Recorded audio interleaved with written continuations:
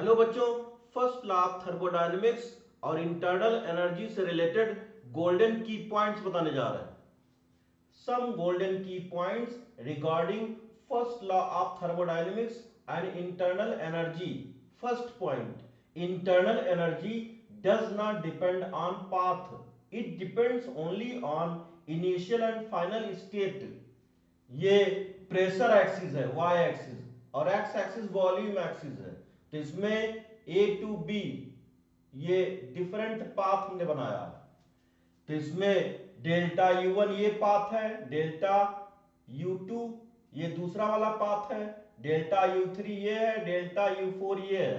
तो U equal to F/2 nRT होता है। U internal energy, F degree of freedom, and number of moles, R gas constant, T absolute temperature. तो delta E equal to n FR/2 delta T। तो इसमें delta U1 plus equal to delta U2 equal to delta U3 equal to delta U4 path पर depend नहीं करता है। Internal energy does not depend on path, सिर्फ और सिर्फ initial and final points पर डिपेंड करती है। सेकंड पॉइंट है, थर्मोडायनेमिक सिस्टम में किया गया वर्क डन पाथ पर डिपेंड करता है, पाथ फंक्शन होता है। तो इसमें ये W1 वर्क डन, इधर W3, इधर W2, तो ये प्रेशर और वॉल्यूम एक्सिस पर है। तो पाथ फंक्शन है, पाथ पर डिपेंड करता है। ज्यादा एरिया होगा तो ज्यादा वर्क डन होगा। W1 greater than W2 greater than W3 होगा।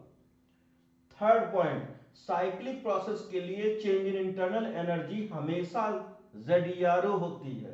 Delta E equal to n FR/2 T2 minus T1 हो जाएगा। नेक्स्ट पॉइंट, चाहे प्रोसेस कैसा भी हो, for example isothermal, isobaric, isochoric, adiabatic, delta U का फॉर्मूला हमेशा सेम रहेगा। Delta E equal to n FR/2 T2 minus T1। तो delta E equal to n CV delta T हो जाएगा। ये हमेशा यही लगेगा।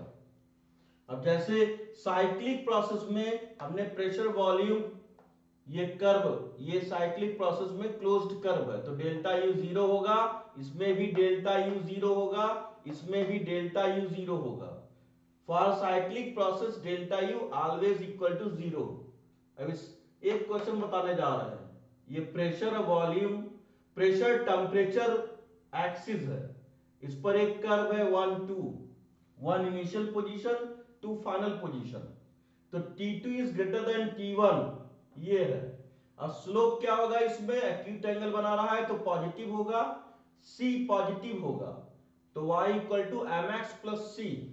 तो इसको हम ऐसे लिख सकते हैं, pressure equal to AT plus B लिख सकते हैं।